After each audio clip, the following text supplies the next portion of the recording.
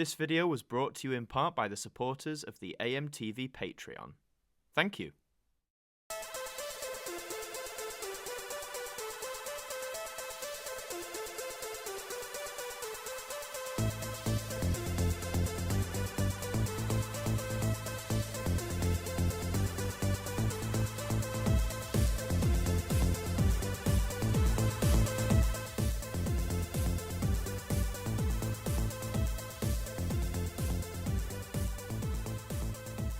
Hello everybody and welcome back to AMTV Radio. This is the podcast where I'm joined by a very special guest each time and we chat about whatever we want to, quite frankly. And today I am joined by someone who runs a YouTube channel with over 300,000 subscribers, covers a huge variety of topics, and is genuinely a very nice guy. Introducing Matt from Full Fat Videos. How you doing, man? How you doing, man? I'm good. Yeah, good. I just want to say about your introduction, one of those things was a lie. Oh, which one was it? I'm going to ask the audience to find out. It was that I'm not a nice man. Oh, come on. Well, that's the impression you give off in you have a very warm personality, which I think is always good for those sorts of videos. But yeah. Well, I work as a one-man team and I work my one employee to the bone. I'm a terrible boss. Oh, bless you. No, I mean, as a one-man army myself, like, yes, I am also a terrible boss, and I need to...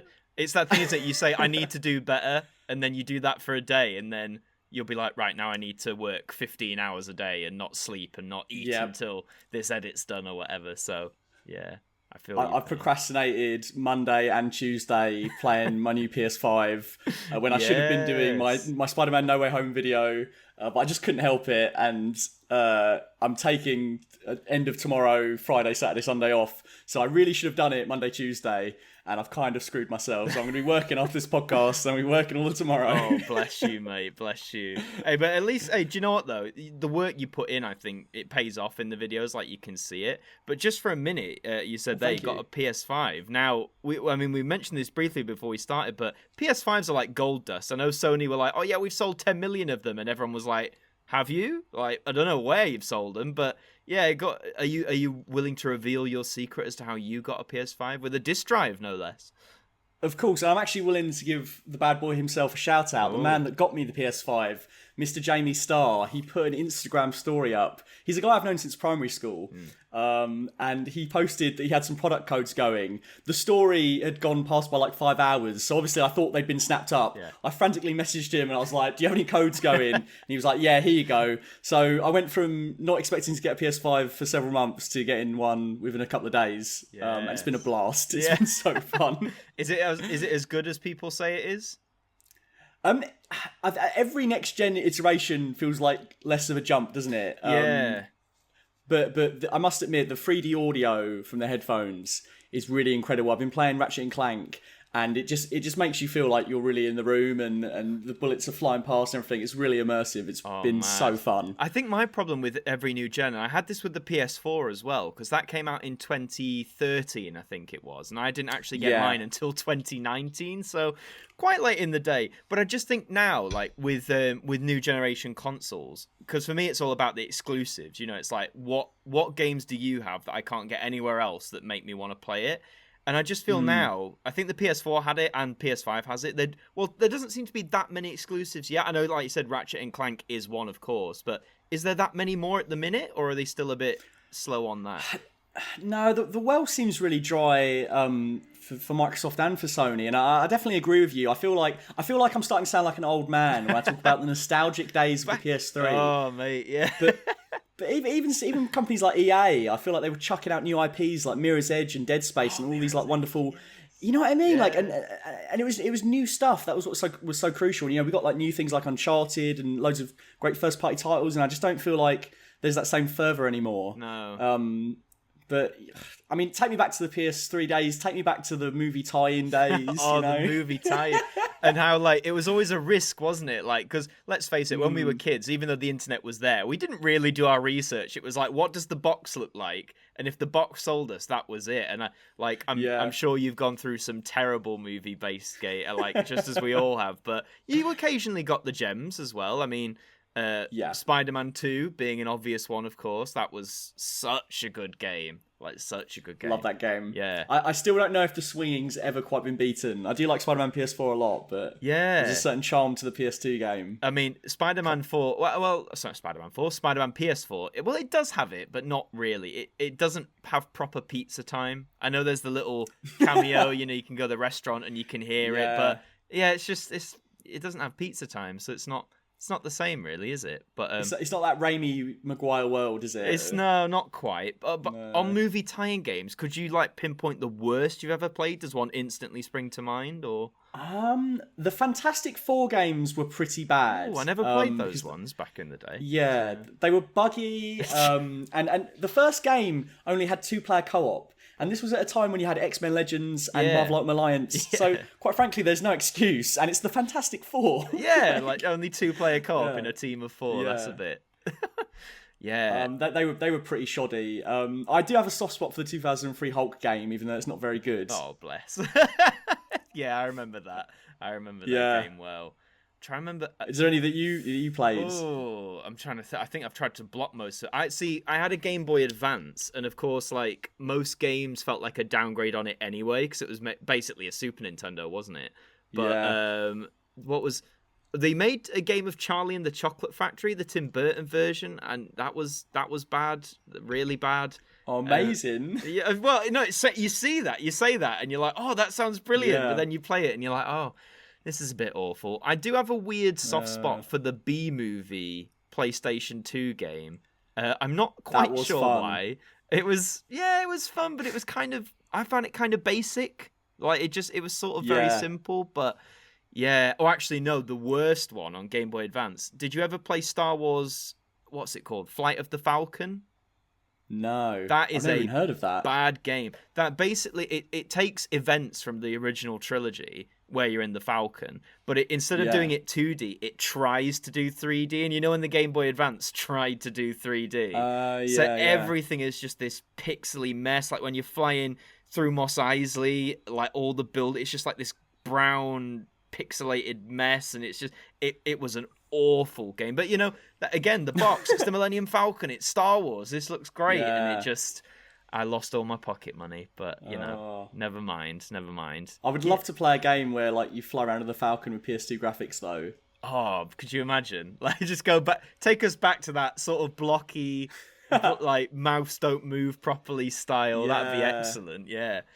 Yeah, no. I do miss it just because we got so many more games. Yeah. I guess kind of movie tie-in games died because development time is a lot longer now, isn't it? Yeah, absolutely. I think it's pros and cons, isn't it? Because I guess the pros are they died, so the good games could survive. But then, you had some gems in there, like you say. So it's a lost art. It really is.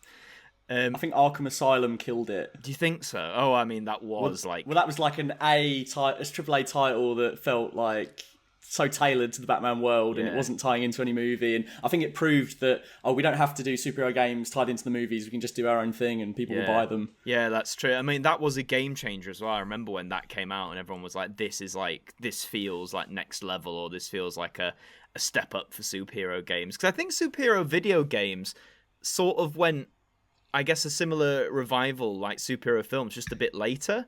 Because how live action wise anyway, obviously Batman in, was it 89 with Michael Keaton sort of repopularized it, and then by the 2000s you had the sort of weird trend of we want to make them as realistic as possible, even though these are superhuman people. They're still good films, but there is that it's like the X-Men, but we've got to try and be really realistic. And even the Raimi Spider-Man films, they're great, but they do go for, it feels to me like more of that, we're trying to make this as plausible as possible rather than just lean into that comic book wackiness. And I feel maybe when the MCU took off was when superhero games felt like they were, I guess, hitting their stride, for me at least. I don't know if you felt the same, sort of the late 2000s, early 2010s. Yeah, well, movie tie-in games were dying just before the first Avengers came out, because I think the last tie-in games for Marvel were Thor and the first Avenger game. And then there was that cancelled, I don't know if you ever saw it, this cancelled first-person Avengers game. Yes, yeah. Where you play as, that looked really fun. I'm really sad they cancelled that. Yeah. And then it just sort of went into, we had Marvel Ultimate Alliance 3 and those kinds of things, but they're sort of just off in their own world. Yeah. I really want the Arkham series to come back. Yeah, because didn't that sort of... I played the first two, and then people said, like, the most recent one wasn't as good or something, or, like, they changed developer, or... I mean, the third one is like an Origins one, and that was a different developer, and then I think by the fourth one, I think I mean the third one... I know what you mean. Yeah, it's like the third one isn't really the third one, right, is it? Like, right, Arkham Knight's okay. the third one. Yeah. That one's more like 2.5, Arkham Origins. In the middle. But Arkham Knight, I did really like. I do think in many ways is the perfect Batman simulator because you get so much Gotham to explore, and it's PS4 graphics, and like the combat is ported over from the earlier games. But the thing that really kills it for me, and why I think Arkham City has the edge, are the boss battles and the encounters with villains. Yeah. They used it so well in those first two games, didn't they? Like the villains and the encounters and all that stuff. It was brilliant. And it was restricted to the Batmobile half the time on Arkham Knight. You fight the Arkham Knight in the Batmobile. You never fight him hand to hand. It's ridiculous. All convenience from the seat of your car. How far we've come. But did you ever play? What did you think of the new Avengers game that came out the last year? I think the Square one. Oh. I really wanted to give it the benefit of the doubt. I really wanted to like it. I bought it. I played it for about 2 weeks. I was recording footage for a review. Yeah. But I don't think if I was making a video review, I would have necessarily stuck with it as long as I did. Yeah. I got quite into the combat, and I do think it was quite satisfying. Like the donks with Cap's shield and flying around with Iron Man with the lasers. Like that felt like there was the potential for something deep. But I just found all the missions so cookie cutter and boring, and there just wasn't enough content. I found the layout confusing. Yeah. Like they wanted to clearly push it as a game as service when it should have been like Arkham Asylum tier story. And like imagine if it's just like Arkham Asylum level gameplay, you just select your Avenger and you get like a tailored story mode. That would have been so awesome. But no. but no, weird trying to be Fortnite era Avengers game. Well, do you think in a way, not that it's gamers' faults, but like, with trailers now or teasers for games, like with that Avengers one, I remember when they teased that whenever it was, and everyone was, so hyped. It's like, we're getting a proper Avengers game, and I think I know a lot of people who sort of said what you just said there, like, it's going to be like the Arkham games, when there was no real implication that it would be. So do you think now companies are sort of tailoring those first trailers to, I guess, hype up gamers in the sense that they then go, oh, it looks like this, therefore it will be this, and then it leads to that disappointment, like you say, oh, it's Avengers trying to be like Fortnite instead. Do you think that's a trend we've seen in like gaming in a whole recently, I suppose? I think that's interesting, and definitely I think to a certain degree is true, because so many games now have to be these big budget AAA prestige titles, and when you announce a brand like Avengers under Square, you definitely think it's going to be like, like full of polish. Yeah. And then when that first proper trailer came out, where, they have like the San Francisco bridge sequence. Yes. And, all the designs looked off, and the gameplay looked really dull, and the story didn't look inviting in any way. And it was just like, it was so gutting. But I still held on hope at that point. I was like, maybe there's lots of stuff they're not showing, and it is an Avengers game, and maybe the combat will be good. And it just, because I actually, I felt this way about Jedi Fallen Order. When that first got announced, I'm ashamed to say now, I looked at the trailer and I was like, another Jedi set after Order 66, trying to escape the Inquisitors. Like, please give me a break. And it was only until like a month before the game came out that I actually paid it any attention. And I'm a big Star Wars fan, so I just completely ignored it. And then I was like, oh my god, these are like Zelda-style dungeons, and there's all this customization, and the combat system's really deep. It's a bit like Demon Souls-y. And then when I bought it, I think it's one of my favourite Star Wars games of all time. It's fantastic. So I kind of thought with Avengers, this might be a similar case of I just need to wait and see. Yeah. But it just wasn't, unfortunately. Star Wars games have had that sort of really rocky history, haven't they? Like, you've got the really good ones that people always remember, and then you've just got you've got your Star Wars Battlefront 2, the original is like up here, and then you have like, well, no, I was about to say, but I've got a soft spot for it. Do you ever play Super Bombad Racing for PS2? Yeah, I love that game. Everyone hates it, but I'm like, but it's kind of fun because it's so stupid. Like, that's exactly the kind of tie-in game that I miss that they don't make anymore. Yeah, they used to make all kinds of weird off-the-wall shit, and also that's what makes me miss LucasArts. Yeah, man, they tried different things with Star. Whereas EA, EA. Well, we could probably talk forever about EA's various issues, but like with Star Wars, I felt like they had the license for so long, and not only did they take forever to, because like you said, they tried to make everything that big budget AAA title, but then they just didn't sort of really expand much with it. Fallen Order was probably the most they arguably pushed the boat out with while they had the license, because it was just mainly the new Battlefront games, wasn't it? They've done very little, astonishingly little, with the Star Wars license. The first Battlefront, I thought, sucked. It was only original trilogy. In a time when Force Awakens was coming out as well. Like, I can understand that Disney's initial strategy was to banish the prequels, which they've now gone back on. Yeah. But it doesn't make any sense not to do a Force Awakens tie-in with your Battlefront game. And then the second game kind of fixed that. And I actually really like the second game. I think it evolved into something really great. And I still play it today. I think it's really fun. Yeah. And if anyone wants to play it with me, at me for my game attack. There you go. I'll shoot you up on Battlefront. Hell yeah. But they tried to cripple that with microtransactions, and then it took years for them to realise that single-player games are what people want. Yeah. Finally. Yeah, that's it. I mean, I know a lot of people... Well, single player's gone through... Like, the Call of Duty was the prime example, wasn't it? Because wasn't there one of them, they didn't do a single... It was like Black Ops 4 or something. They just didn't do it, and people like outcried so much. They were like, where's the single player? Because I guess... When you hear about COD now, everyone talks about the multiplayer and like the online, but some of those classic COD campaigns, like Modern Warfare 1 and 2, like World at War, they had some great campaigns. I don't know if you play Call of Duty at all, but they had some great campaigns back then. I've actually recently started playing it again, because when I got my PS5, I downloaded the Modern Warfare remake. Oh, yeah. Me and my girlfriend have been going online, and we were getting our asses handed to us. It's not like how Grandad used to play it. It's like your granddad's Call of Duty. Yeah. But yeah, I'm getting better again. I'm getting sharper again with the iron sights, and like it's all sort of snapping back into place, because I haven't played it properly in like 6 or 7 years, really. Yeah. It's a lot of fun. I just feel, because during the pandemic, like I got back into Call of Duty for a bit, partly because there was nothing else to do. And I played mainly the one that is just called Modern Warfare, like the newer, like 2019 or whatever. And I found the aim down sights, even with like sleight of hand or whatever, is nowhere near as like fluid as it used to be. It still felt sort of, because like, you know, obviously the big thing, especially like the Modern Warfare 2 days, it was like, if you could quick scope, you were like the cool kid in school. If you could 360 no scope or whatever. But like me and my mates, like, because we used to do that, and so we're like, oh yeah, let's do like a quick scoping match. And then we were like, even with all like the possible things to make it as quick as possible, it still felt slow in comparison. So I think that's my problem with it. But that's probably just, again, Grandad saying, I remember back in 2009, Modern Warfare 2, which they still haven't remade the online. They've remade the campaign, but not the online, which is very bizarre, if you ask me. Weird. Yeah. That's weird. That seems like the bit that people would really want. Well, it's the bit I'd want for definite in that one. But we haven't. I'm amazed. Like, I love this. Like, we've just nattered about games, and I love it. But let's talk about your channel, man. Full Fat Videos. Like, so. Sure. As with all my guests who have videos, I like to go back and like examine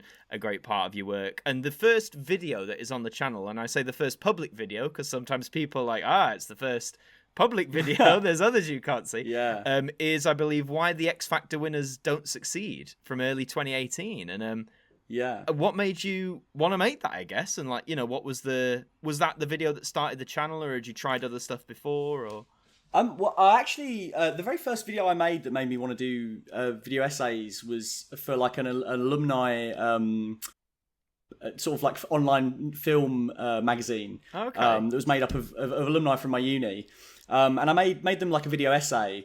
This is like December of 2017. It was when I was like looking for work. I'd just come out of uni. I had a few like odds and ends TV jobs, but nothing had really come through for me, and I was starting to panic. So I was doing anything I could to sort of beef out my CV. So I did this video essay for them for free, and they're all lovely, lovely people. But I did it, and I was doing it under someone who was sort of running the videos, the video sort of strand of the magazine, and I just sort of felt, you know what, I reckon I could do this and just churn them out better and do them to a better quality, and if I was just my own boss with it. And also it would be something I could do as a hobby, and I could do and try and sort of get a job basically out of it. And then I partnered up with my mate Chris at the time, who's no longer doing Full Fat Videos with me. But at the time when we started running it, we did the X Factor video. We had a couple of videos that we weren't sure to put out first. And I said, let's put out the X Factor video, because if we put that out, then it's a video essay channel. If we put out a Doctor Who video first or a Marvel video first, then it's a Marvel channel or a Doctor Who channel. So I just thought the X Factor thing would be quite a nice broadly appealing thing. And I think we had like a really good thesis on that, if I can say so. No, it's good. It's a cracking video because I mean, you asked the big question because I think a lot of us of our generation who sort of whether you watch the X Factor or not, at one point you always heard about it. It was the biggest thing on telly, and there is always that question. It's like, oh, who won it again? Like, what are they doing? But you always remember the runners up, like Ollie Murs or like JLS when they were a thing. Yeah. So that's why I watched it because I guess you did the pivotal thing of any video. You ask the question and people are like, I want to know the answer. So no. As first videos go, because let's face it, some creators are, mine included, our first videos you go back and you're like, oh yes, that exists. But no, it's a very robust first video, man. I definitely feel that way about like video 3, 4, 5, 6. Do you know what I mean? It's just like we struck, like we got lucky with the first couple. But I definitely know what you mean. I'm like, oh, don't know how I feel about that one from 2 years ago. No, I feel you. And like you say, you sort of went in, I guess, wanting to make a variety of different videos and topics. And sadly, YouTube, as we all know, as a platform, likes to try and box us into one thing, for whether it's algorithm or whatever. So, I mean, as you say, you've managed to grow the channel to over 300,000 subs. And, I mean, congrats, that's brilliant.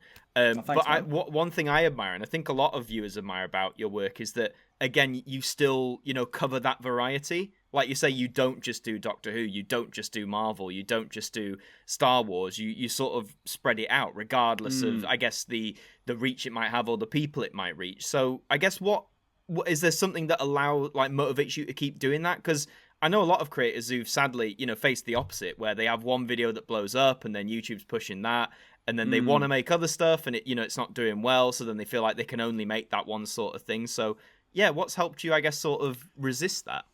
I guess in a way, like, my advice would be that the way I've managed to make different videos and have big videos on certain stray subjects, as well as like my mainstays like Doctor Who and Marvel and Star Wars, is if a video bombs, like, it's in the past. As soon as it bombs, it's just over. I just move on to the next video, and I just put I don't waste any time being sad about it. I don't waste any time trying to change the tags, the thumbnail, and all that sort of jazz. That's maybe a job for 2 months down the line when I want to try and revisit it. But in the immediate follow through, if the video comes out and it didn't connect with people, that was my problem. I see it as, I didn't make a good enough video kind of thing, and I'll make something different. Or I'll, do you know what I mean? Like, I'll just look at the next thing that I can be passionate talking about. And the other reason I think is just do something that you're passionate talking about. Yeah. Like, I've always tried to work to a schedule with Full Fat, and particularly since I decided to take it full time and do it myself,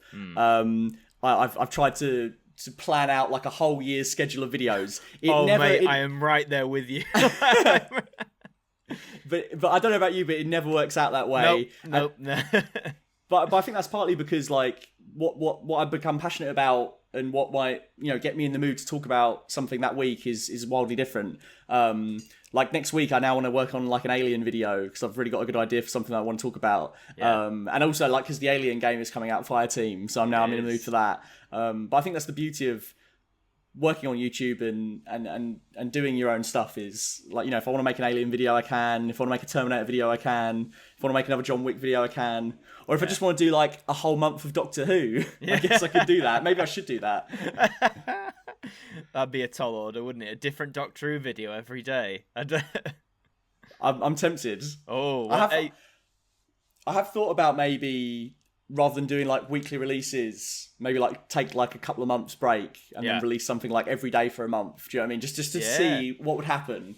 But it's obviously when you're earning money from YouTube, it's your job. You need to be consistent, don't you? Rather than taking wild experiments. That is, yeah. But no, honestly, like, I appreciate you sharing the advice you gave just then, like, because I know there's probably a lot of people who maybe needed to hear that as well. Like, as hard as it can be, like you say, because obviously you put your time into your videos and you really, go all guns blazing, and then if it flops, it is gutting. But I think you've got the right attitude in, like, there's not much you can do right then. Just put it in the past. Crack on with the next one. It sounds simple, but I think it is really useful advice that doesn't get shared around a lot, at least, or not that I've seen anyway. So I appreciate you sharing that, man. I've seen a lot of people sort of like say the opposite sometimes as well, and I think sometimes it can be really damaging. Like, I think people sometimes dwell too much on the content they've put out, or like, how the algorithms affected them. And, like, the algorithm is a bitch, don't get me wrong. It grinds my gears, it grinds me down. But I think at the end of the day, it's something that's out of your control. The only thing you can control is making a good video. And if I look back on all the videos of mine that have gotten the biggest views, I look at them and, like, there's something in them that I really enjoyed myself, or that I had fun making, or that I was really passionate about that particular thing. So I do think, ultimately it's the content at the end of the day that speaks for itself. Yeah, man. Content is king, as they say. Absolutely. And in terms of content, is there a particular favorite on your channel, like a video essay you've done that you're like, that's a peak? So I am kind of proud of the second part of my Captain America character breakdown. Yeah, I'll always be pretty proud of that, because I used the character arcs from True Detective to predict what would happen to Cap, and I got it pretty spot on. I actually said that he would. I predicted that he would go back in time and live out his days with Peggy, and then become an old man in the present and give the shield on to someone else. And I still to this day get comments saying, like, "How did you predict this? You're a soothsayer." And I'm like, I don't know. I took a punt, and that's where I wanted the story to go. Yeah. And then when I saw Endgame on opening night, I was like, "Oh my god, they actually did my idea." You did it. Yeah. Yeah. So I'm pretty proud of that. And if anyone ever asks me what video would they like to watch, I'll point them to that one. Absolutely. Highly recommend that one as well. I'll leave a card or a link in the description for people to go and watch that. And so Marvel then, as we've just talked about Captain America, that's a company that's literally exploded in the last 20 years on the movie scene. But I mean, we've had the phases, and we're going into phase 4 now. I guess with the TV shows are the current thing at the minute, or they're like the biggest thing, it feels. Do you think Marvel, because I've heard obviously a lot of people talked about WandaVision and then Falcon Winter Soldier and Loki and now What If, and then I've noticed when Black Widow hit the cinemas, which I haven't seen yet, I'm a bad Marvel fan, and I won't pay Disney Plus an extra £20 to watch it either. No. I've just seen, for those who have seen it, and like the general consensus is there doesn't seem to be as much buzz for it as there was, not necessarily for like Infinity War and Endgame, but just when there was that time a few years back when any Marvel film came out was like hyped up to the max no matter what it was, and I just feel that isn't there. Do you think that's partly because Endgame was such a big like boom to the audience, or do you think it's partly like the pandemic and people not going back? Or I just want your thoughts really, like why that hype doesn't seem to be there.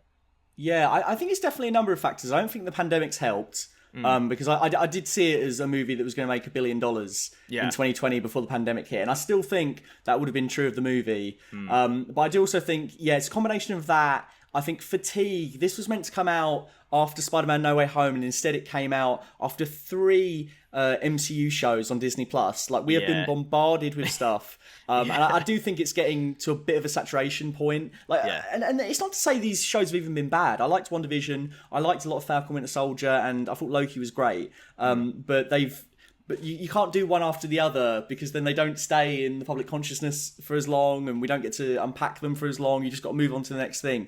And Black Widow coming out in between 2 episodes of Loki, I thought was insane. Because I was more hyped for Loki the day that came out than the day Black Widow came out that week. I was like, oh, Loki, I can't wait for Loki. Let's do it, yeah. Yeah. So I also think that's a factor. And then I also think just the movie wasn't that great. And I think from the off, it's kind of a weird premise. I don't like the fact that it's set between Civil War and Infinity War, and the attempts to tell this kind of prequel story about Black Widow. It feels like an MCU movie that came out in 2011, and at latest it should have come out between Infinity War and Endgame. At latest, but coming out particularly after her death. Spoilers for anyone that hasn't seen Endgame. I'll put a big text just before you say that. Skip 10 seconds or something. Yeah. No, I think most people know now. Most of you know, don't you? Of course you do. But I wonder, now with the films, like you're saying, this Black Widow is a film that you feel should have come out years ago because it's more of that origin thing. It does make me worry for things coming up, Shang-Chi and the Eternals, and which I'm sure, obviously interesting characters and I'll see them. But for a mass, the general audience, I feel like you say a combination of that fatigue and the fact we're going back to origin story naturally, as you do to introduce a character. But it's not like Phase 3 where it was we were getting more continuations of the established characters. I just wonder how it's going to affect the numbers when they come out. I mean, do you think they'll still have a fair shot, or do you think they'll sort of not be flops, but just not get that same traction, I guess? Honestly, I think the MCU is going to have a long and happy life. I just don't think people like you and me are going to be around for them, and I don't think that's a case of necessarily the quality is going to dip. I think it's just that I think it's very much going to be a generational thing. The Infinity War saga, they were the characters that we started off with. They ended that story, and now the characters that I'm most excited for going forward are the ones like Taika Waititi's Thor, James Gunn's Guardians. The people that I've already got an investment in.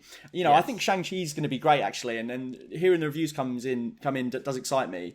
But I'm just not as hyped for that or Eternals as much as I am just closing off the stories that are sort of addendums to the Infinity Saga, like Guardians and Thor.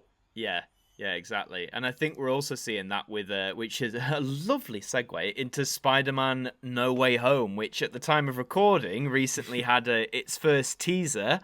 And I think it's fair to say it didn't break the internet, but it got a lot of people talking.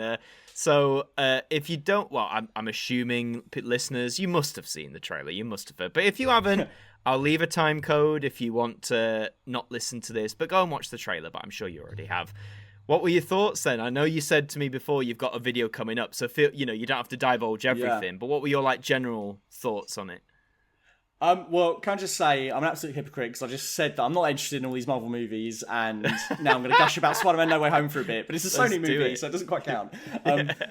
But I do like the Tom Holland Spider-Man films. Don't necessarily love them. I think they're pretty good. I think they're definitely in the top half of the MCU movies. But I don't scream for them like I do the old Raimi classics. But this film does look like it's going to be pretty sweet. I really like what they've done with the cliffhanger of Far From Home. I like that we're playing out with the whole he's lost his secret identity. Everyone knows who he is. It seems like they're going to undo that. So. Since it's only temporary and it's just a chance to explore the notion of that, a what if you will, I'm happy with it. I like that he goes to Doctor Strange in a very comic book crossover way. Like Spider-Man's doing his own story, except Doctor Strange lives down the street, so he's got a problem and he thinks, Doctor Strange could probably help me with that. I'm going to go. Exactly. Knock down Ginger on Doctor Strange's door. So I really like that, and I prefer that to the Iron Man mentorship stuff. I don't mind him getting help from Tony Stark, but both those movies are kind of driven by the relationship with Tony, whereas this looks more like a kind of classic Marvel team up. Spider-Man's got a problem. He goes and talks to Doctor Strange. Doctor Strange gets pulled along on the adventure. He's definitely the support in Peter's story. But I also love the blend of magic wizardry with Spider-Man and then quite grounded Raimi villains. Yes. It's gonna be strange seeing Willem Dafoe and Alfred Molina talking to Doctor Strange, for example. I don't know how that's going to work in my head.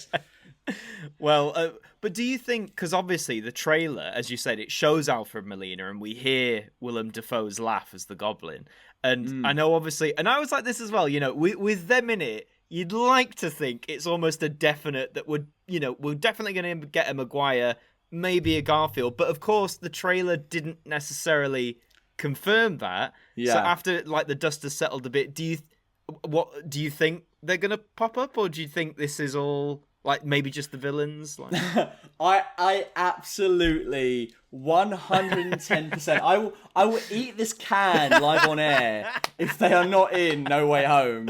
There is no way they're not in it. Oh man! Do you know what? When it comes out and we've all seen it, if they're not, I'm gonna just replay this clip in a video and I'll expect it on your channel. But his mouth bleeds as he eats his can.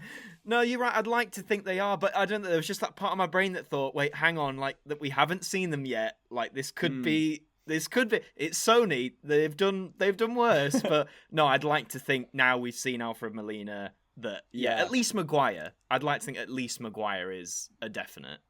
Before the trailer came out, I was expecting this one to be about Strange and Peter trying to grab up the multiverse villains. And it's going to be them versus the Sinister Six, which in of itself is already a huge movie. I thought it was going to be mainly that, and then the spiders come in towards the end, and then perhaps in the next one we were going to get full-blown 3-tier Spider-Verse. But now that I've seen the trailer, I think it's all going to be in this movie. I think all the spiders are going to be in it, all the villains. It's going to be a big, massive extravaganza. And I'm a bit worried for that. I do think it could be overstuffed. Do we remember Spider-Man 3 and The Amazing Spider-Man 2? Have we learned anything? Well, if anyone can juggle a lot of characters in a comic book setting and make it feel natural, it's the MCU. That's true. It does fill me with confidence on that front. Yeah. No, I mean, yeah, I know a lot of people say that, like, oh, it's going to be like Spider-Man 3. I am of the opinion that Spider-Man 3 is not a bad film. It's just a film that tries too much, and as a result, it all comes off as like, oh, that's all right. But it's not. I still think even with a messy script, it's still like, you know, Raimi's direction just bleeds through. Oh God, and you know, even like Spider-Man 3 is even better than like most average comic book movies today. I think it's got some cheesy scenes, and the black suit stuff doesn't quite work. But even, you know, just if you look at any scene, like when Harry Osborn ambushes Peter. Oh God, I think that fight scene is fantastic. So good. So smooth and and for 2007 as well, like it's so impressive, so impressive. The CGI is hokey by today's standards. Oh yeah, but you can see everything that's going on. You know what's at stake. The lead is getting battered. There's a credible threat, and also he's trying to get the wedding ring for Mary Jane. So the whole two lives dichotomy is present in the action. You don't lose Peter for the battle. He's got his mask off, and it's, you know, it's obviously it's built upon the drama of the first two movies with Harry Osborn. I think that's a fucking great sequence. No, it is. And Spider-Man 3 is filled with great sequences like that. Yeah. No, the whole Raimi trilogy is full of like the action sequence. I saw someone share on Twitter today the bank and then the train fight with Doc Ock in Spider-Man 2. I mean, even now, nearly 20 years later, it's so good. And like, I mean, Sam Raimi with his background, like doing things like Evil Dead, he nails that fast camera work so well. But I find it strange how the first one in particular, I mean, it's a special place for me because I saw that when I was 6 in the cinema, and I remember it was quite a shock at first because, you know, when you grow up with like the cartoons and stuff, it's quite kid friendly, as it were. And yes, that first film is family friendly, but it is, I don't know if you think, it's quite dark as well in places. For a 6-year-old, it's quite a dark film. And I remember thinking like, whoa, this is very different. And when I watch it now, I love it. Like, I think as a drama as well, it's so good. Some of those scenes are brilliant.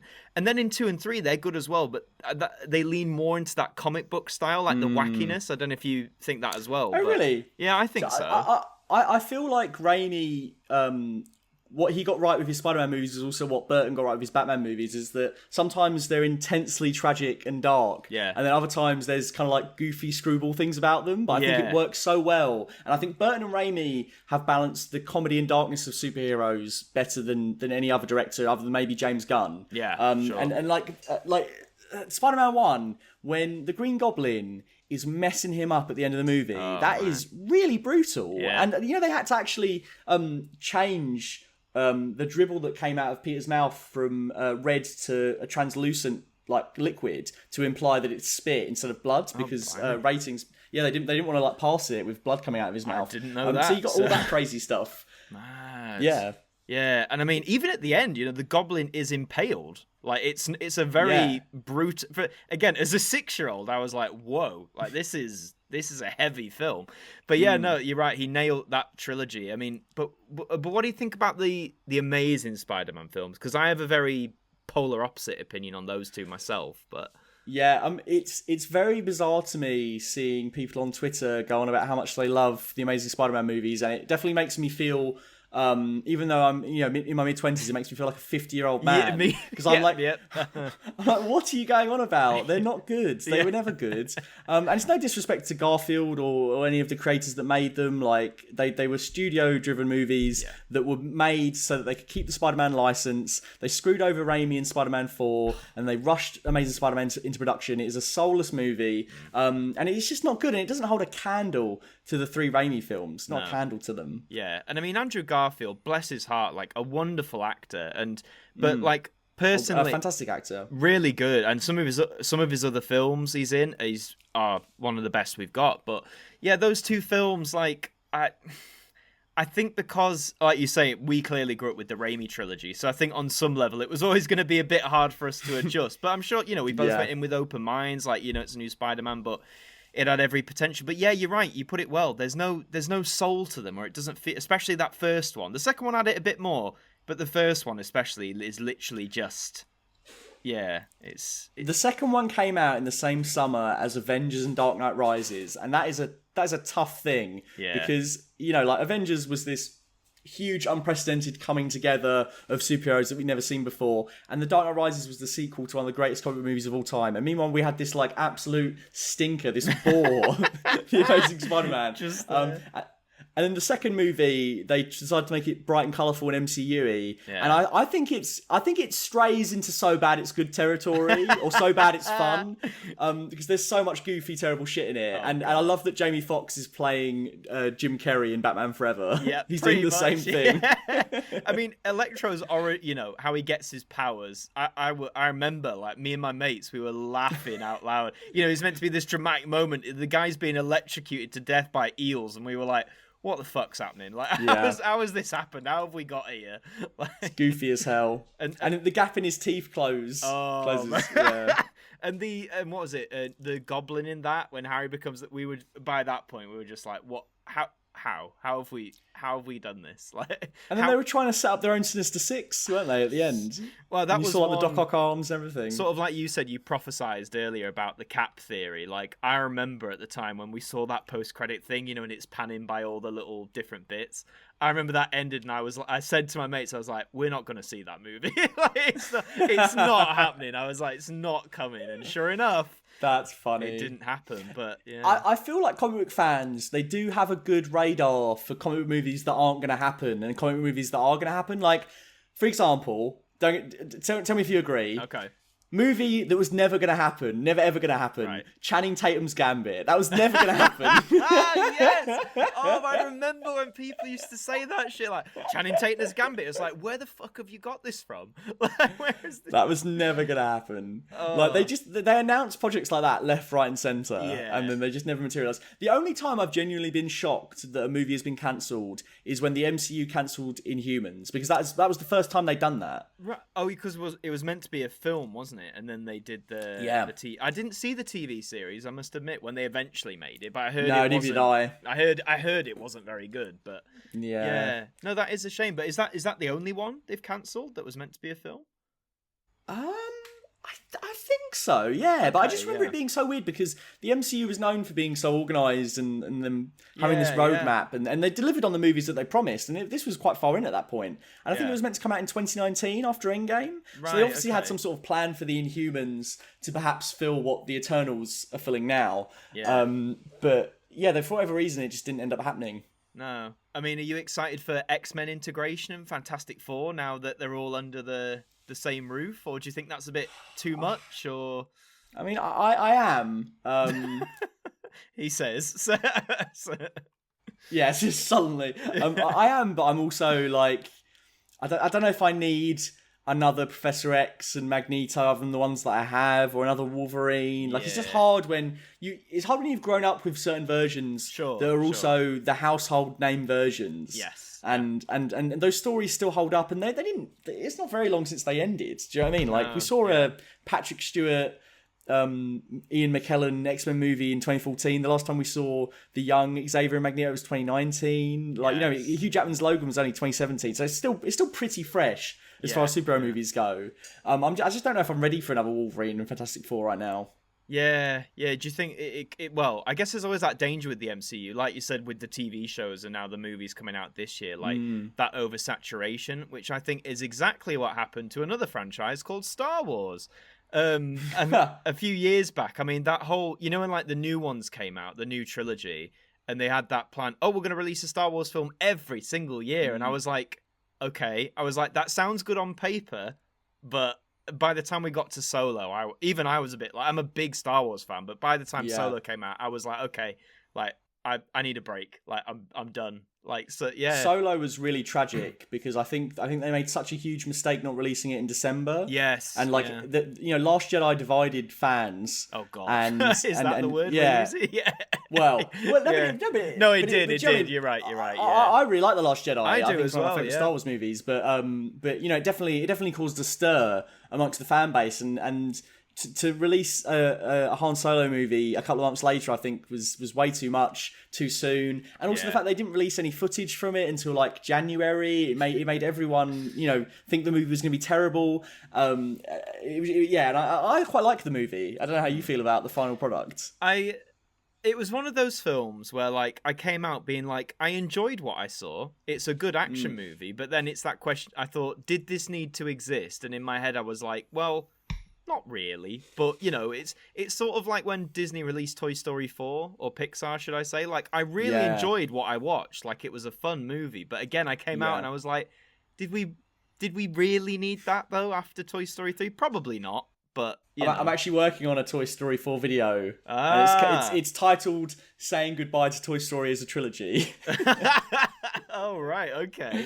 Because I watched Toy Story 4 recently, actually. Yeah, and I think it's a good movie, but it's so woefully, painfully unnecessary, and it just you perfectly stitched that wound together that is Toy Story 3, and then you just pulled all your stitches out, didn't you? You didn't wait for it to heal. Yep. And now it's an open wound again. It's horrible. And I'm sticking my finger in it. It's getting infected. It's horrible. We got to get some plasters in here. I'm gonna stop this now. But I think after, I won't say, for anyone who hasn't seen it, I won't say the ending. But like after Toy Story 4, there really shouldn't be another one. Really, no, not.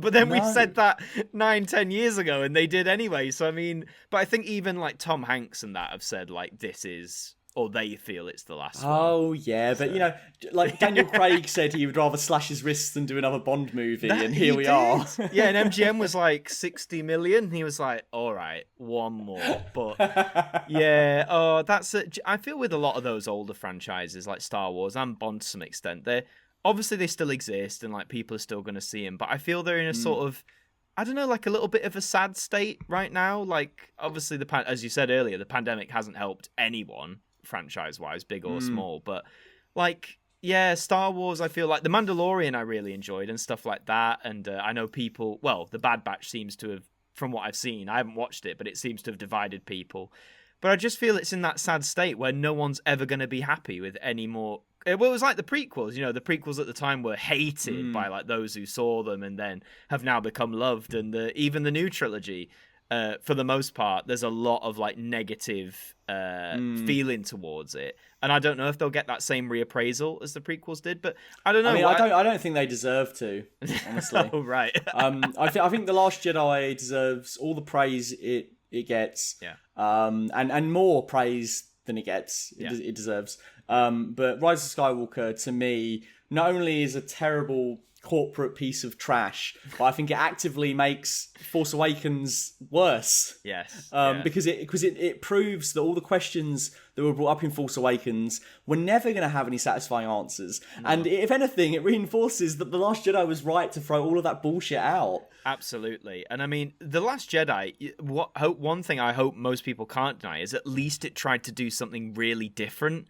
And I think that's what, I guess, as you said, I guess that's what divided a lot of people, because Star Wars, I think, in many respects, is one of those familiar franchises. Like, the sort of story you're going to get, the sort of plot line and action, which is fine. If that's what you want, that's fine. But I remember coming out of The Last Jedi and being like, do you know what? I really enjoyed that they were like, fuck it, we're going to do something completely different. And yeah, it's got its problems, like, all the stuff on the casino planet was a bit like, you could probably do. Well, I thought I quite like that stuff. Do you? I quite like that stuff. Yeah. I like that it's like, what if Mos Eisley was for the 1%? Let's go see that. And I like the concept of that. I think the problem with it is more of a pacing issue. Yeah. You're waiting for all of these Luke reveals and these Kylo Ren reveals on the island, and you're cutting back and forth between that, which you really want to get revealed as soon as possible, and the Canto Bight stuff, which is more of a bog standard Star Wars adventure. So I think it's quite frustrating whenever you're watching the Canto Bight stuff, because you just want to go back to the island. So maybe if they'd have rearranged those scenes a bit more, I think maybe it would play a little bit better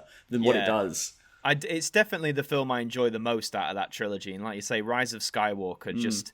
I know they didn't have the same director. And I mean, it goes to show the fact that the directors didn't have an agreed plan probably didn't help either. Because they'll all just contradict each other. But my favourite, so bad it's not good, but just hilarious moment. Obviously, Palpatine's in it, which we all were like, ah, for like the first 3 seconds. And then we're like, wait, hang on. And then the explanation, somehow, Palpatine has returned. Oh, Sith techniques. Cloning, and that's all you get. That is all the explanation you get as to why the big bad has returned. Adam, I've put a lot of work in getting through these issues and trying to shut the door on them, and you're opening this back up again. But it's true. It's 2 lines. Do you know what? Had that film been the same length and they just cut loads of it out and actually dedicated that time to showing or explaining how Palpatine came back. I'm not saying it would have made it a good film, but I probably would have been a bit easy on it. But I remember seeing it and I just thought to myself, you've given it 2 lines and just expect everyone to go, right, sound, he's back, cool, let's go and kill him again. Oh, it's devoid of anything. It's devoid of stakes, really. It tries to. It's like, it's all the Sith and all the Jedi. Chewbacca's dead. Oh, wait, no, he's not. Oh, how are we going to get through this jam? Oh, well, turns out Lando just pulled all these ships out of his arsehole. Here we go. It's just... Get ready for your finale, kids. It's hollow. It's so hollow. It's so hollow. It's devoid of... Like, The Force Awakens, for all its, it's A New Hope, Mark II... Yeah, for all its similarities, I felt at least that had a bit of a soul to it, a bit of its own thing. And then obviously we've said The Last Jedi was so different for the better. And then Rise of Skywalker just has none of it. It's just... I really don't think J.J. Abrams gets what's special about Star Wars. I think he's very enraptured by the nostalgia and the aesthetics of Star Wars, which is why Force Awakens and Rise of Skywalker have so many tributes and references to the original trilogy and nothing else. But I just don't think he gets what makes it special. And I think he did a good job directing Force Awakens, and they had a bit more time with that, but it is ultimately just A New Hope reskinned. Yes. And then when he comes to Rise of Skywalker, he just went completely off the reserve, and he just it's astonishing how a Star Wars fan made that. Yes, yeah. It's a shame, and as well because it's the end of the Skywalker saga as well. It's a real shame that is, well. At the moment, they're saying they're not going to do it again, but I don't quite trust Disney on that one. But, you never know. I was just going to say, Rian Johnson took this Rey archetype, a mystery box character who had no character, really, and made her a nobody and empowered her more than The Force Awakens did, and set her off on a journey that I was so interested to see. And then Rise of Skywalker shits all over that and makes her this weird legacy brand... that strips her of any of her autonomy, and also like I just find it so kind of like counterintuitive to the class politics of the saga. Like the fact that we need to prove that this girl is special because she's born into like noble blood is just disgusting to me, quite frankly. Yeah, and even that though, like you're Palpatine's granddaughter. Okay, how did Palpatine? There was that meme going around who had sex with Palpatine after he was all old and wrinkly. But there was hardly any even explanation into that. Like, yes, we see glimpses of Rey's parents and stuff, but there's no mention. At least I can't remember if there is, but there's no mention to how they are related to Palpatine. Do you know what I mean? It's just that if you're gonna do all this stuff, you don't have to show us everything, but you've got to throw us a bit of rope here. You can't just say shit and then not explain. That's like if Obi-Wan came back. Like Alec Guinness face reconstruct, and they were like, "Hello, I am back," and he just never, never explained it. Like, that it was frustrating that so much stuff had to be answered in like the visual dictionaries and all that sort of stuff. Like, isn't Palpatine's son a non-force sensitive exact clone of Palpatine? Oh, is he? And then Rey is the natural daughter of the clone Palpatine. Right. So he's not even technically her grandfather. It's just so bizarre and stupid and unnecessary. Yeah, because they did that with Snoke, didn't they? They put it in a visual dictionary, like what he was. I can't remember what he was, or like what he was supposed to be. But again, it makes no sense that Palpatine made Snoke and was controlling Snoke. It's so stupid. They were clearly never meant to be the same character. No. Oh, just thinking about it. Like, the thing with Rise of Skywalker is, the more you sit there and think about it, the more you think about how everyone got character assassinated, how none of it makes any sense, how there's not a single good action scene in the whole bloody thing, how it's paced so badly. I can't believe how badly paced it is. Like, everything is just rattled through, every plot beat. Nothing is given any time to breathe. We spend the first 30 minutes running around for different MacGuffins and transponders. Yep. And then to hear Adam Driver put the mask back on after we gave him so much humanity in The Last Jedi, whilst he prattles off lines like, you don't just have a power, you have his power, and, you know, your parents were nobodies, I didn't lie to you, they chose to be nobodies. All clever wordplay on my part. Like, just no. No, Stop it. So flawed. But as a Star Wars fan yourself, like, now then, you know, the dust has settled, we've got The Mandalorian, the TV shows, but in terms of just cinematic films, where do you think the Star Wars franchise needs to go next? Away. I think it needs to go away for a bit. I don't know, but honestly, I do think. I know a lot of fans, you know, particularly with things like Star Wars Not 2, get quite upset at the notion of retiring it for a little while or laying it to rest for a bit. But honestly, I think, you know, if you look at any franchises, like something like the Batman franchise, when it had Batman and Robin, was a bit of a disaster. Just 97. Yeah, they waited 8 years, and we've got Batman Begins. You know, Doctor Who went away for a bit. It came back under RTD. So I do think sometimes just giving things a little bit of time to breathe and letting the hype build back up again and letting people go, oh yeah, you know what, that stuff we complained about, wasn't it actually great when we had that? Wouldn't we like that again? Yeah. That's what I think needs to happen to Star Wars. I don't want any cinematic films for a little while.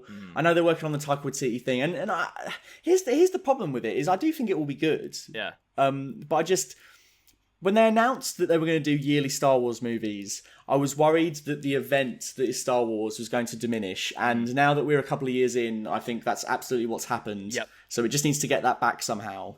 Yeah, because you're right. When The Force Awakens came out after 10 years since Revenge of the Sith, the hype, man, like, I saw it at midnight. Like, everyone was, because like you say, it's that thing. It's seen Star Wars in the cinema. It was this big thing, and then by the time Rise of Skywalker came out, it just, you know, oh, should we go and see it? It's on. It was an absolutely magical time when the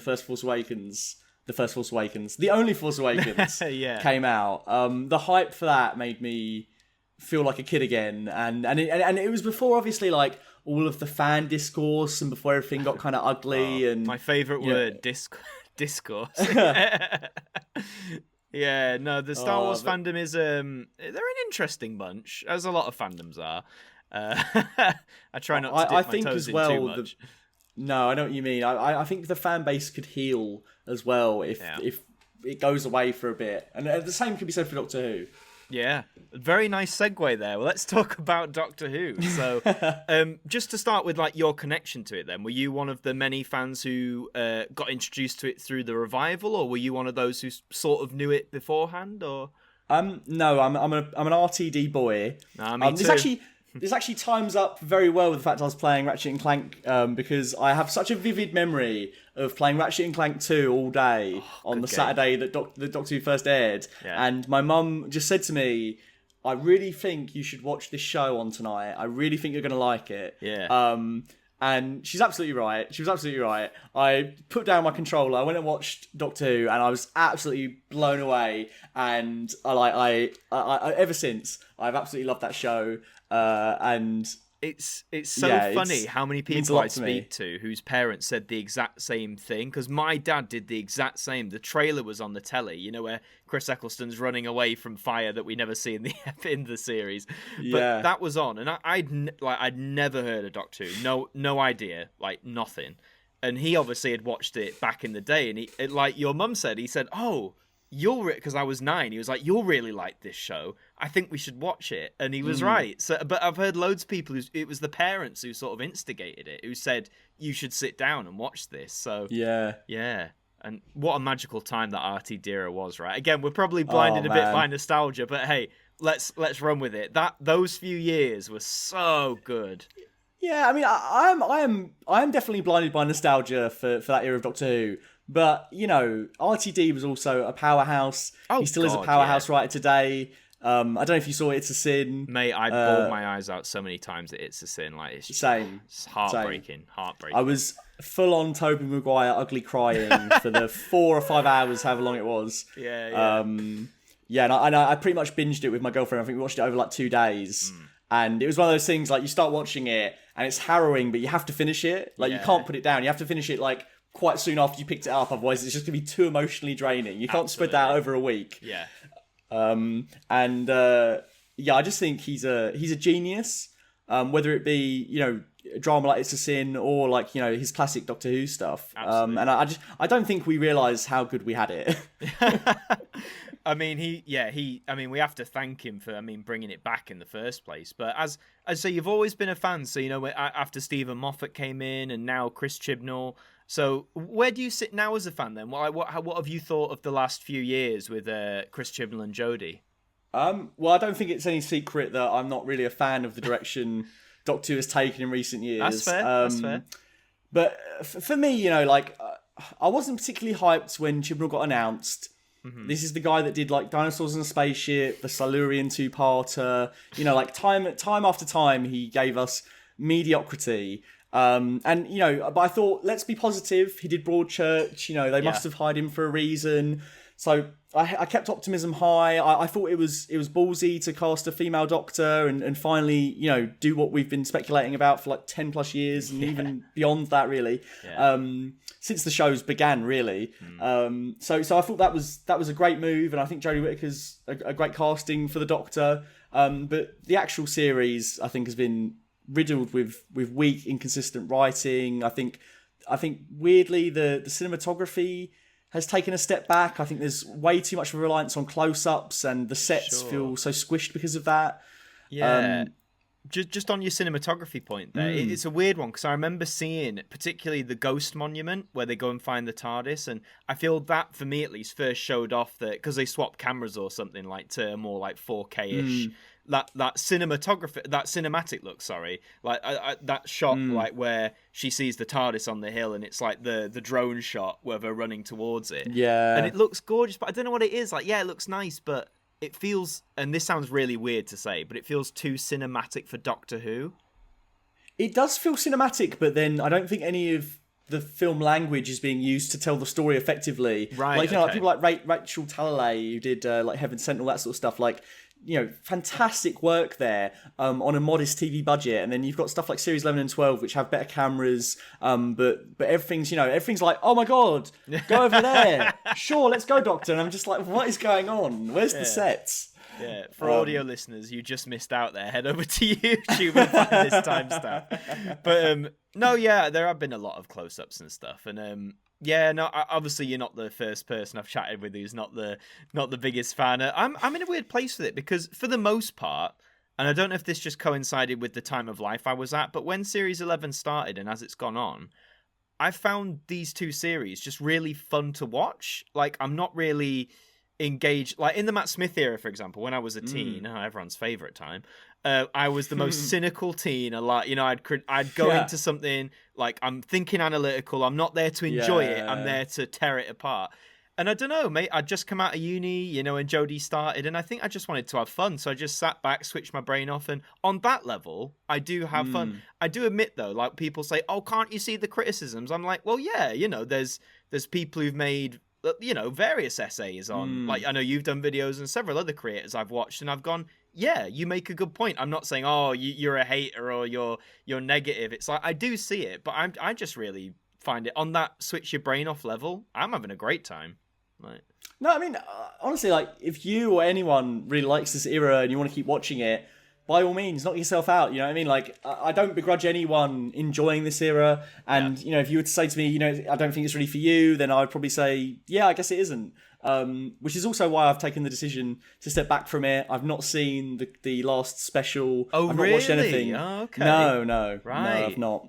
Are you planning on watching when Series 13 comes out later this year? Well, I've resided myself to not watching it. I've had a lot of comments on my Doctor Who videos and DMs from people saying, can you please cover it? And now that I know Chibnall is leaving, Yeah. and we effectively have 9 episodes left, We do. I'm not going to lie, I'm a bit tempted to cover the downfall. Yeah. But I don't know. I just don't know if it's really good for me. I don't really like doing too many negative things on my channel. I prefer to be more positive and talk about things that I'm passionate about. So we'll see. I doubt I'm going to watch it. I doubt I'm going to watch it because honestly, I've got no envy for people that watch the special. I don't care. That's completely fair, man. I respect that. Have you got any? Because obviously, like you say, we've had the announcements that Jodie's going and Chris is going, and at the time of recording, hopefully in the week's gap between recording and this coming out, nothing will get announced. But at the time we're recording this, we still don't know who their replacements are. Have you got anyone you'd like to see in those roles, or anyone you think could be decent? I've seen Sally Wainwright rumoured as the showrunner, which I think would be fantastic. In terms of frontrunners to play the Doctor, I think, honestly, Joe Martin should be given a crack. I think they should just strip out all the timeless child bullshit, or just say that the 14th Doctor took her face. Sure. You know, if you're gonna make the first Black Doctor, I think you should give them a full series like all the other Doctors. Like I think there's something strange in making them a weird guest appearance Doctor that shows up twice and then potentially never again. You know, Joe Martin could easily lead series 14, so why not? Failing that, if they just want a complete blank slate, I'm very swayed by Ollie Alexander doing it. I think that would be fantastic. Okay. I don't think he's going to do it. But I do think I think he's a fantastic actor. And it's about time we have a super gay Doctor Who. You know, I think RTD would be proud. Also, all those detractors who were like, "Oh, he's a pop star, he can't do it." It's like, well, one, watch It's a Sin because he's incredible, and two, Billy Piper. Anyone pop star? You know, it's just I hate that argument anyway. Yeah, like, anyone can be a performer, and half the time these things are a show business anyway. Like wrestlers turned actors, pop stars turned actors. Like they already know how to act. They're acting for their job. They act when they talk on a talk show. Like it's all lies. It's like when John Bishop got announced. They were like, "Oh my god, I can't believe they've cast a comedian." It's like Matt Lucas, Catherine Tate. You know these comedians. Yeah. It's weird how these people are always acting. Yeah, that's part of the point. It's just weird how this argument still presents itself, though. It's like, oh, because they are X, they can't do that, and it's just.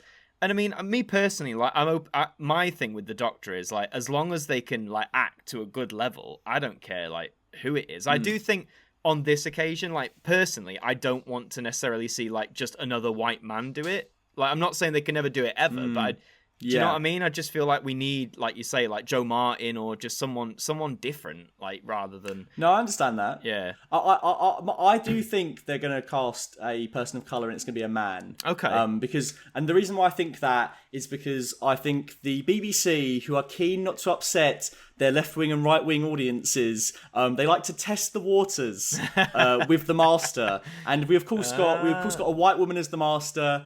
And then we got a white woman as the Doctor. I think Sacha Dhawan's casting is, again, I think they're testing the waters to do that. Because the BBC, they like to tiptoe on being apolitical. They've got that fine line to struggle, haven't they? Being non-partisan. It's like, oh, do we do this? Do we do that? But they should champion diversity. But and they like to downplay it, but they do have a huge right-wing middle-class audience. So, when it takes years for them to have a female Doctor, that is why. Yes. But they don't like to say that. No.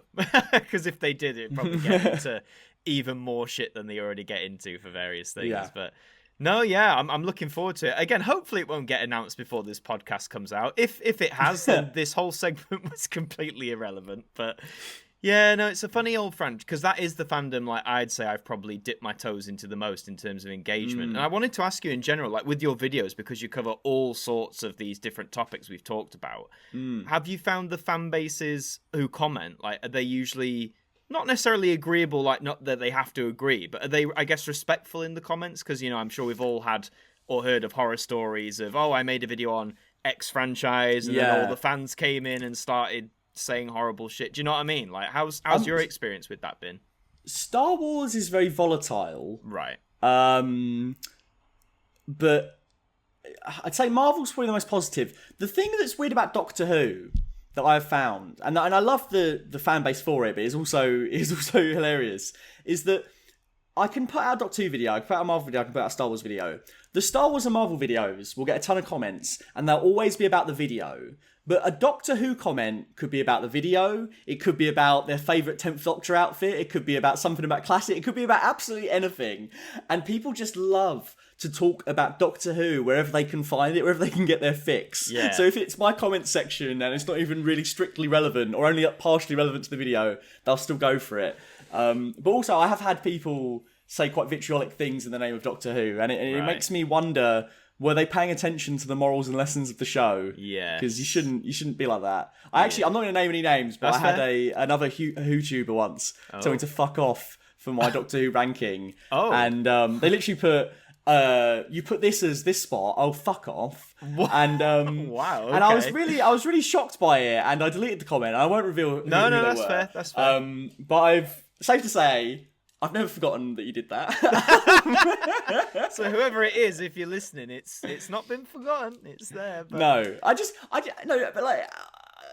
find it unnecessary. Do you know what I mean? Like, you don't just tell someone to fuck off for their ranking. Like, it's all just opinions. It baffles me more than anything that clearly someone else's opinion about a TV show has offended you that much that you feel compelled to write shit like that. Like, you know, if they were genuinely pissed off, I'm like, you know, can't take that away from them if that's how they felt. But yeah, like you say, it's the compulsion to type it out and say, like, if I did something like that, I'd probably look back and be like, wow, what a dickhead. Like, why did I do that? Like, because... Yeah, it's like with strangers as well. Like maybe one of my close mates, if they were like, oh, fuck off, mate. Do you know what I mean? It's like, yeah, sure, you can tell me to fuck off, but like some complete stranger and you've typed it out to me, it's just a bit abrasive. And obviously, like, I think sometimes people think that I'm not going to see the comments. I see a lot of the comments. They come up in my feed or like on my He sees everything, YouTube folks. studio. Don't think he doesn't. He sees it all, so... Yeah. You'd be astonished how many people comment something nasty and then you reply... and they put back, wow, I didn't think you were going to actually reply. By the way, I really like your videos. And it's like, well, you could have fooled me. Or it's like I normally like your stuff, but... And then it's like the essay why I don't like this. Yeah. I think the thing I found weirdest recently, not just with Doctor Who, but with anything, it's like... And it's on both sides. It's this thing of...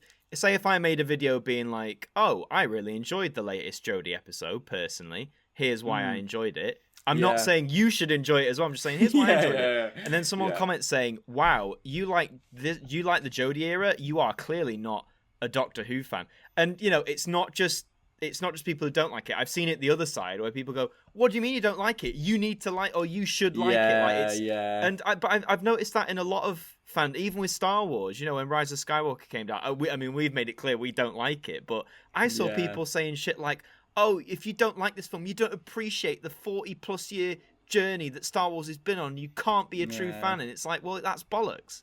Like, it's just... People like to say vitriolic, attention-seeking things about these properties.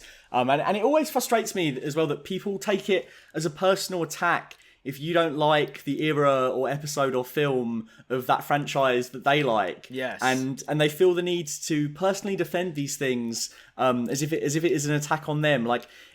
You know, if someone says to me, I hate The Last Jedi, I think Spider-Man 2 is a piece of shit, I think The Dark Knight, up yours, you know, Star Wars, the whole thing, we can throw it out of the trash. I would go to that person, sure. Yeah. You know, knock yourself out. Yeah. Enjoy it. Because at the end of the day, you know, like you can say that you hate any of the things that I like, but they're still going to sit on my shelf.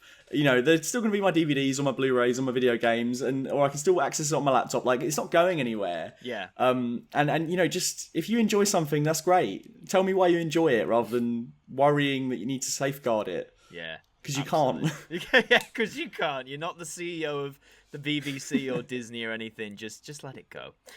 Oh man, I mean we've covered loads of topics really, but just before we round things off, I just wanted to ask. Obviously, I'm not saying reveal your whole year schedule like you said that you've planned out, but in terms of, I guess, like a little tease, what's next for Full Fat Videos then? Like what sort of things are you wanting to do in the near future? Well, I've just started recently doing a few more things on camera, which has actually really changed my sort of my production cycle around, and I'm able to do things a bit quicker. So I'm kind of hoping after I've gotten my holiday out of the way and I've done a few of these what ifs, I'll be able to do a few more bigger things. One of the things I'm currently working on is I'm doing a big video on the Alien saga, and I'm ranking all of them. Nice. And it is a ranking video, but it's really more an excuse for me to go in detail about all of the Alien movies, what they mean to me, and where I see the franchise going next. So I'm going to be doing a video on that. There's another video similar to that I want to do on the Terminator franchise. Oh mate, I love the Terminator franchise so much. Even though 50% or more of the films are subjectively bad, but I love it. Terminator 2 is, I think, the best action movie ever made. My favourite film Hands of all down. time. You're speaking to my heart. It really is. I know some people say, "Oh, that's cringe." I don't know what it is. It gets better every time I watch it, and I've seen it a fuck ton of times as well. So. Yeah. Oh, it's a perfect movie. So I want to do some videos on that, and then I think I'm probably going to do what if reviews for the rest of the season. Definitely some more Doctor Who stuff. I've been asked a lot about doing this fabled why Doctor Who Series 5 is the best season of Doctor Who video. So I need to do that soon.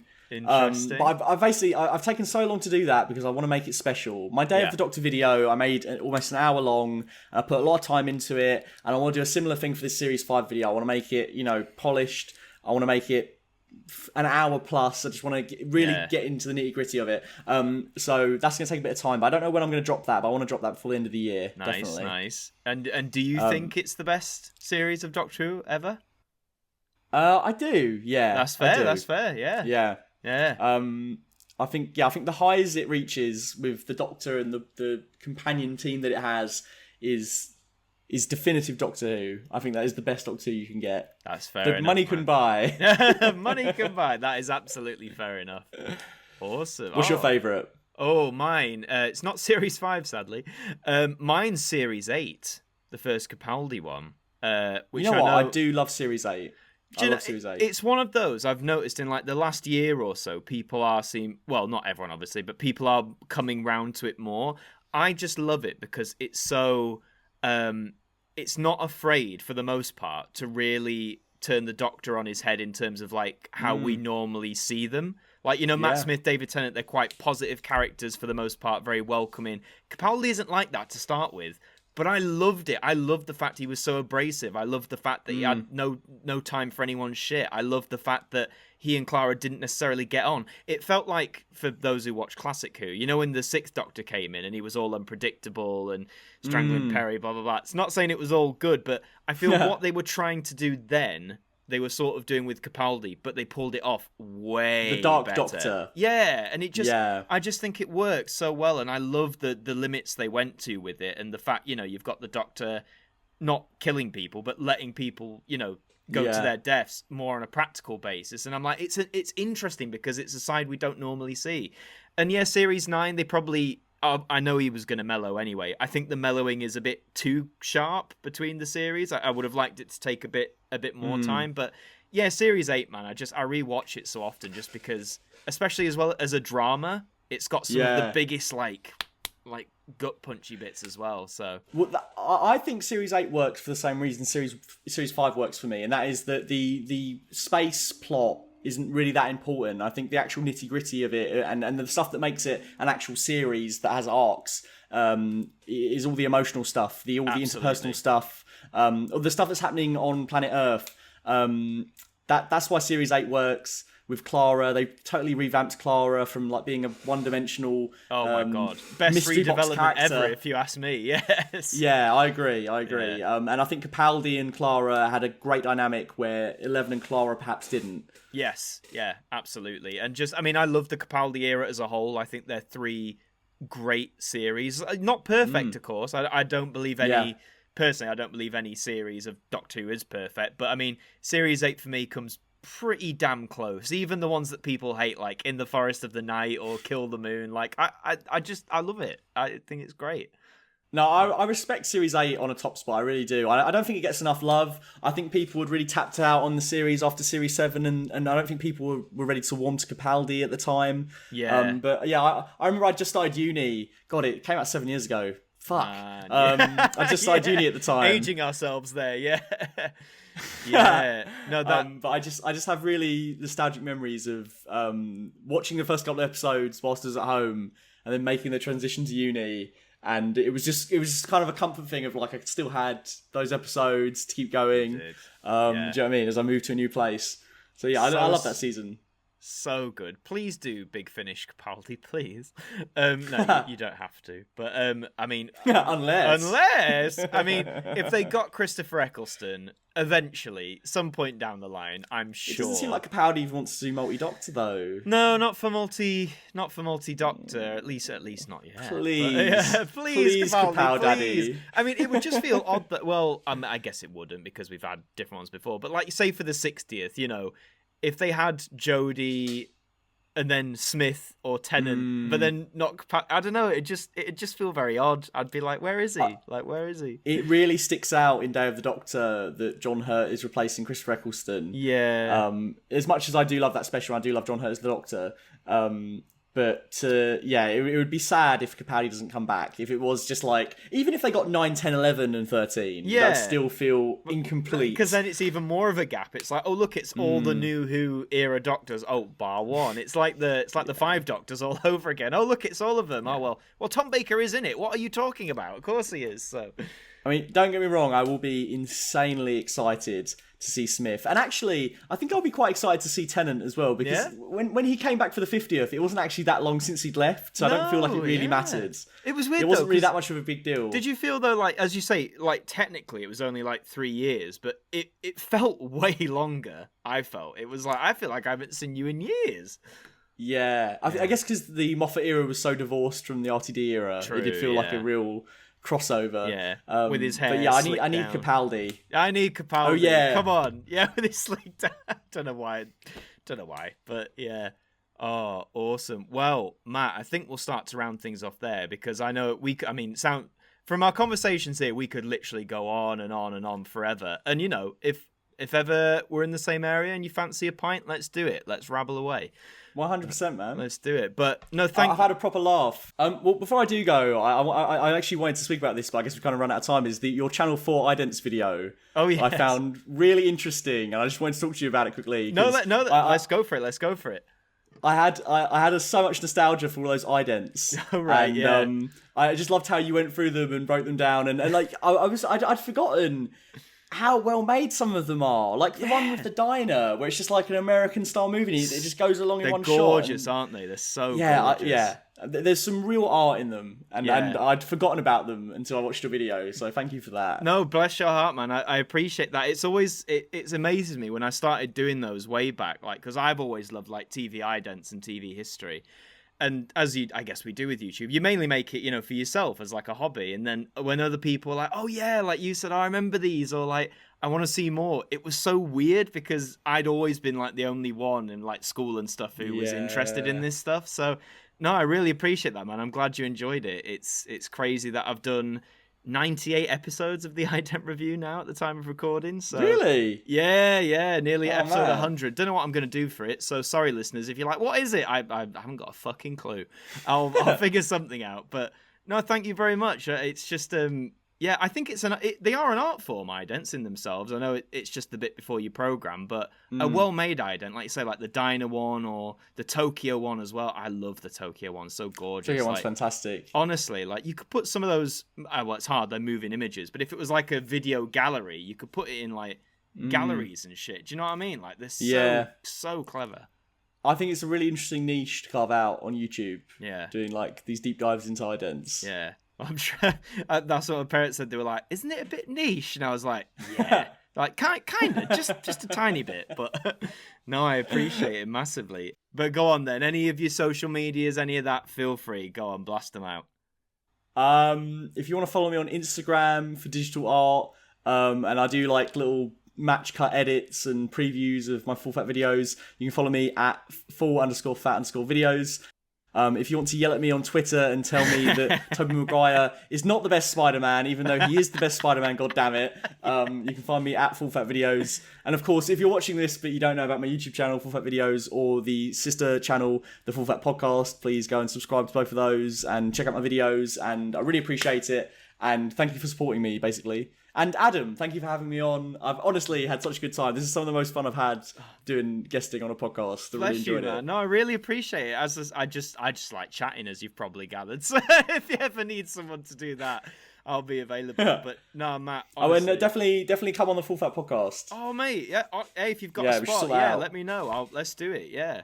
Nah, but honestly, mate, thank you for joining me. Thank you for kicking off a great, what I'm sure will be a great season of AMTV Radio. And yeah, all the best with the channel in the future, man. I know it's going to be good. Oh, thanks, man. No problem. And for all of you listeners watching or listening, I have to now remember all my links. It's the part of the show I never write down, and I try and commit to memory. So, if you're watching on YouTube, hello, and thank you for watching. Please leave a like if you enjoyed it. Let us know your feedback in the comments, and subscribe to the channel if you're new. If you're listening on Spotify, Apple, or enter name of streaming site here, follow, listen. They don't use subscribe, do they? It's all different words that mean the same thing. Follow this. Yeah. Whatever that button is, please click it. We've got more episodes coming. And yeah, all that's left to be said, as always, is Matt, thank you once again.